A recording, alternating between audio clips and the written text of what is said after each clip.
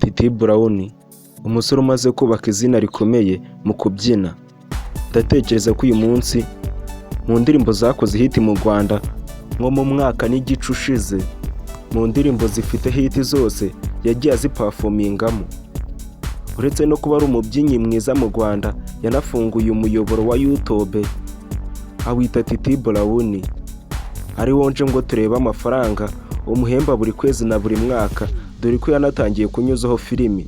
Uretse kandi kuba agiye kujya anyuzaho filimi, mu minsi yashize yanyuzagaho video z'ahantu hose yagiye performinga, akananyuzaho n'inkuru z'urukundo aba yakoranye n'umukobwa umaze kubaka izina muri sinema nyarwanda witwa Nyambo.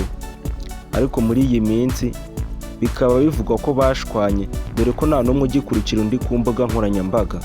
Ariko bamwe bakaba bavuga ko ibi ngibi bishobora kuba ari ibihuha byo kugira ngo bakomeze bavugwe, kugira ngo ino filime uyu musore arimo gushyira hanze izasohoke ikunzwe, dore ko irimo no kugaragaramo uyu mukobwa Nyambo, dore ko ino filime yerekeye ku rukundo. Ariko twebwe reka twikomereze ku cyatuzanye cyo kureba amafaranga uyu TITI BROWN ahembwa na YouTube. Ubundi uyu TITI BROWN yafunguye YouTube channel mu mwaka wa 2015, amaze gushyiraho video 56 zikaba zaramuhesheje abamukurikira bangana n'ibihumbi 158. Izo video zikaba zimaze kurebwa inshuro miliyoni 9. Noneho reka turebe izo miliyoni 9 zamurebye amafaranga zamwinjirije. Kugeza uyu munsi ku bantu 1000 bakurebye kuri YouTube guhemba $5. Ayo $5 nuyagabanya na ba bantu 1000 bakurebye, uzasanga ku muntu umwe wakurebye yarakwinjirije $0.005. Ayo $0.005 nuyakuba na za miliyoni zarebye TITI BROWN kuva afunguye YouTube channel kugeza uyu munsi, uzasanga zaramwinjirije $45,000.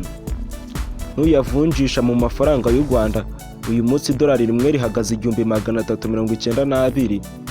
Uzasanga kuva umunsi yafunguye YouTube channel kugeza uyu munsi yarahembwe na YouTube amafaranga y'u Rwanda $63,000,000.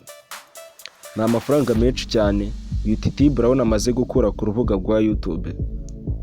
Uyu TITI BROWN ukwezi gushize yinjije abasubscribers 5,000.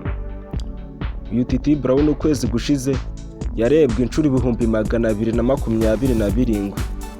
Noneho reka turebe amafaranga uyu TITI BROWN ahembwa na YouTube buri kwezi. Uyu TITI BROWN ukwezi gushize yinjije $911. Nuyakuba mu mafaranga y'u Rwanda, uzasanga ukwezi gushize yarahembwe na YouTube amafaranga y'u Rwanda $1,268,000. Ni amafaranga menshi cyane uyu TITI BROWN ahembwa na YouTube buri kwezi. Noneho reka turebe amafaranga uyu TITI BROWN ahembwa na YouTube buri mwaka. Uyu TITI BROWN umwaka ushize yahembwe na YouTube $10,900. Nuyavunjisha mu mafaranga y'u Rwanda, uzasanga umwaka ushize yarahembwe na YouTube amafaranga y'u Rwanda $15,000,000. Ni amafaranga menshi cyane uyu TITI BROWN ahembwa na YouTube buri kwezi na buri mwaka. Kandi ni n'abasubscribers benshi uyu TITI BROWN yinjiza buri kwezi, ni n'abantu benshi bamureba buri kwezi. Akaba ari nako tuganye ku musozo w'iki cyegeranyo. Nimba wagikunze, uze gukanda subscribe, ukande like. Nimba ukunda TITI BROWN, ugende muri comment usige mu dutima. Iyi ni Jean Paul TV Show. Bye bye, ndabakunda cyane.